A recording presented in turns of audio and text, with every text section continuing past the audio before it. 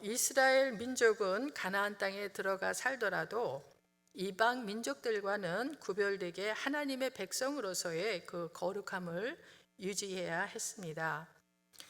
거룩함을 유지하는 방법은 오직 하나님의 말씀에 순종하는 것뿐입니다. 오늘도 모세는 설교를 통해 이스라엘 백성이 생활 속에서 지켜야 할 여러 가지 규례를 알려주고 있습니다. 그 중에 오늘 본문은 장자 상속권과 패약한 자녀의 처벌법, 그리고 저주받은 죽음은 어떻게 처리하는가에 대한 내용입니다. 먼저 장자 상속권에 관한 말씀입니다. 유대인 문화 속에서 장자는 가족과 종족의 범위 안에서 우선적 지위의 존귀함, 신성함의 권위, 주권과 책임, 그리고 계승권을 지닐 수 있었습니다. 그래서 보통 장자권은 아버지의 권한을 그대로 물려받게 되고 혈통적으로 아버지의 계보를 잇고 가정에서 아버지의 주도권을 이어받아 가문의 대소사를 처리할 권한을 갖습니다. 그런데 오늘 본문에서는 일부 다처제를 배경으로 하는 가정에서는 누가 장자가 되는가 하는 것을 이슈로 삼고 있습니다. 15절을 보겠습니다. 어떤 사람이 두 아내를 두었는데 하나는 사랑을 받고 하나는 미움을 받다가 그 사랑을 받는 자와 미움을 받는 자가 둘 다 아들을 낳았다 하자.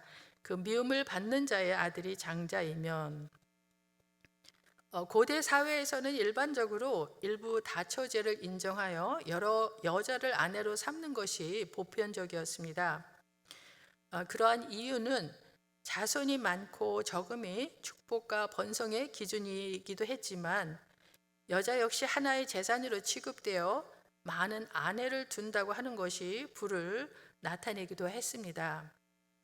하지만 아내가 많았기 때문에 갈등도 많았습니다. 우리가 잘 아는 바와 같이 아브라함, 야곱, 다윗, 솔로몬과 같은 성경 인물들이 그 대표적인 예일 것입니다. 그렇다고 하나님이 일부 다처제를 허용하였다고 생각해서는 안 됩니다. 왜냐하면 구약 성경에서 결혼에 대한 하나님의 이상은 창세기 2장에서 아담과 하와를 통해 보여주신 바와 같이 일부 일처제이기 때문입니다. 구약 성경은 일부 다처제에 대하여 결코 긍정적이거나 행복한 가정으로 묘사하지 않습니다. 오히려 싸움과 분열의 원인으로 언급하고 있습니다. 하나님은 인간의 타락함으로 인한 부패의 결과로 당시 사회에 깊이 뿌리박고 있던 일부 다처제를 단번에 거부하지 않고 다만 그러한 풍습이 가져올 수 있는 폐단을 방지하기 위한 하나의 방법으로 장자 상속권에 대해 규례를 정하고 있습니다. 16절, 17절입니다. 자기의 소유를 그의 아들들에게 기업으로 나누는 날에 그 사랑을 받는 자의 아들을 장자로 삼아 참 장자, 곧 미움을 받는 자의 아들보다 앞세우지 말고 반드시 그 미움을 받는 자의 아들을 장자로 인정하여 자기의 소유에서 그에게는 두 몫을 줄 것이니 그는 자기의 기력의 시작이라. 장자의 권리가 그에게 있음이니라. 아내들 중에 더 좋아하고 덜 좋아하는 아내가 나뉘어져 있는 일부 다처제 상황에서의 그 가장의 개인적인 사사로운 감정 때문에 장자를 바꾸거나 장자의 특권과 존귀를 박탈하지 못하게 합니다. 그리고 장자의 권리는 유산을 상속받을 때 차자보다는 2배를 받게 되어 있습니다. 비록 장자가 자기가 미워하는 아내의 소생이라 할지라도 기업은 반드시 그 장자에게 상속되어야 합니다. 이는 하나님이 주신 권리를 그 압이라 할지라도 임의로 빼앗을 수 없다고 규정하고 있는 것입니다. 한편 장자 상속은 단지 육적인 의미에서뿐만 아니라 영적인 지위 계승이기도 하기 때문에 매우 신중하게 실시되었습니다. 즉 장자권은 상속할 자에게 영적인 결함이 있을 경우에 그 상속권은 다른 사람에게 넘어갔습니다. 이에 대한 신뢰로서 르우벤은 그 부도덕한 행실로 인해 장자의 권리를 빼앗기게 되었고, 에서의 경우는 하나님의 무조건적인 선택에 의해 상속권을 박탈당했으며 그 대신 야곱이 권리를 양도받았습니다.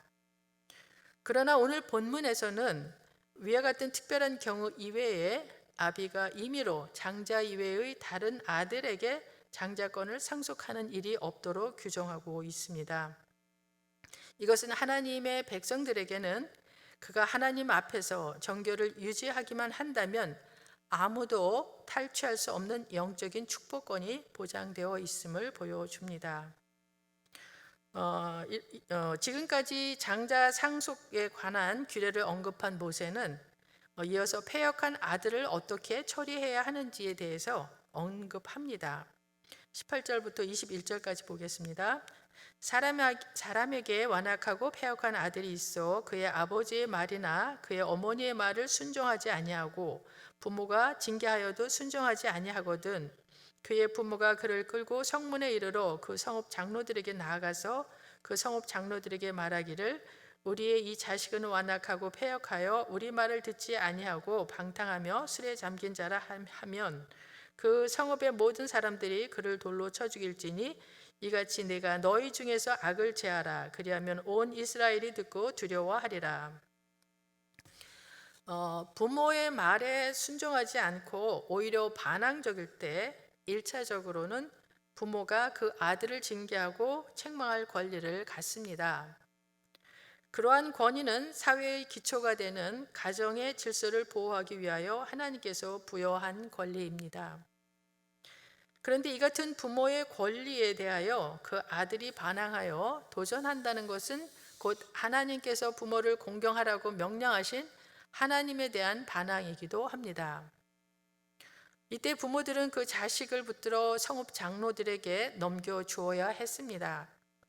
그러면 장로들이 부모의 호소를 들은 뒤 그 자식이 패역한 것으로 판명되면 성읍의 모든 사람들이 돌로 쳐서 그를 사형에 처해야 했습니다.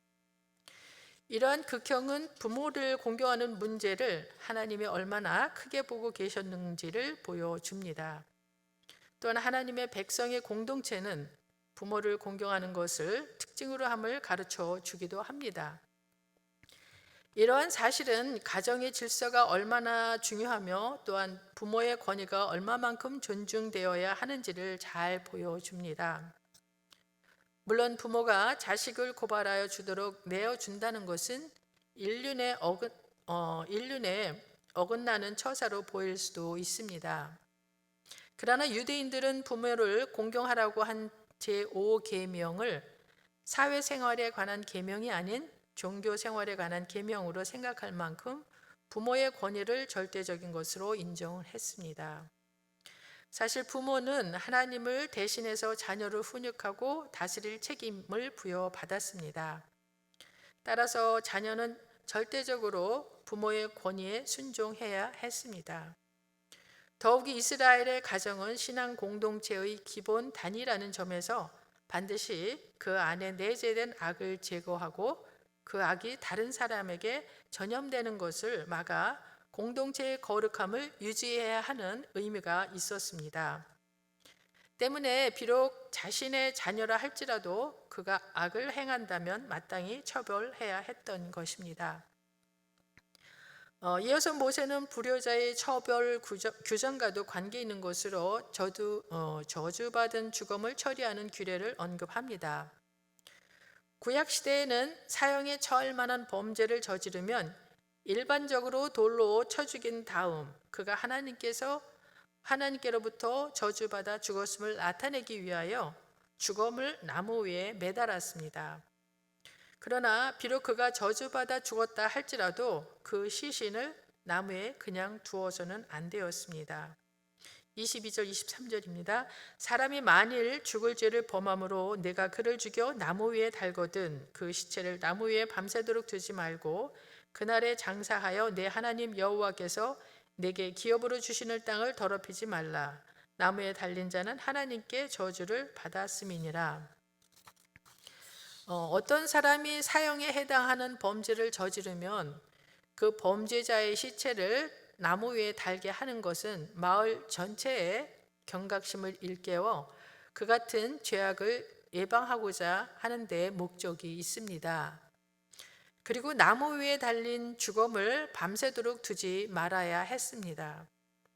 이스라엘 백성들에게 시체는 부정한 것으로 여겨졌기 때문에 그 시체로 인하여 의식법상 정결 예식 말하는 거죠. 의식법상 가나안 땅이 부정하게 되는 것을 방지하기 위한 조처였습니다. 하지만 결과적으로 그 시체가 장사될 수 있게 되었다는 것은 죽음에 대한 하나님의 공의를 나타내는 것입니다. 나무에 매달린 시체가 해지기 전에 장사되도록 한 규례가 적용된 대표적인 경우는 예수님께서 십자가에서 죽으시고 아리마대 요셉에 의해 해가 질 때 장사되신 사건을 들 수 있습니다. 즉 예수님께서는 아무런 죄가 없으셨음에도 불구하고 극악한 범죄자의 저주받은 모습으로 나무 위에 달려 죽으심으로 우리 인간이 당할 모든 저주를 대신 당하시고 우리를 율법의 저주로부터 속량하셨습니다. 말씀을 맺겠습니다. 우리는 영적으로 하늘나라의 유업을 상속받은 장자입니다. 예수 그리스도가 우리가 당할 모든 저주를 대신 받으시고 우리를 율법의 저주로부터 속량하셨기 때문에 우리는 더 이상 율법에 매이지 않습니다. 그러나 이 땅을 살아가는 동안은 우리 서로의 부족함과 또 서로의 허물이 있기에 서로를 세워주고 서로를 품어주면서 함께하는 공동체가 필요합니다. 지금은 교회에서 모이지 못하지만 가정에서 온 가족들이 하루 종일 같이 있어야 하는 때입니다. 이 시간들이 가정을 아름다운 신앙 공동체로 세워가기에 매우 좋은 기회라고 여겨집니다. 부부간의 관계도 그렇고 부모와 자녀 간의 관계도 그렇고 이러한 관계가 가정에서 아름다운 신앙 공동체로 세워져서 교회에서 만날 때 서로가 성숙된 모습으로 만나 뵙기를 소원합니다. 기도하겠습니다.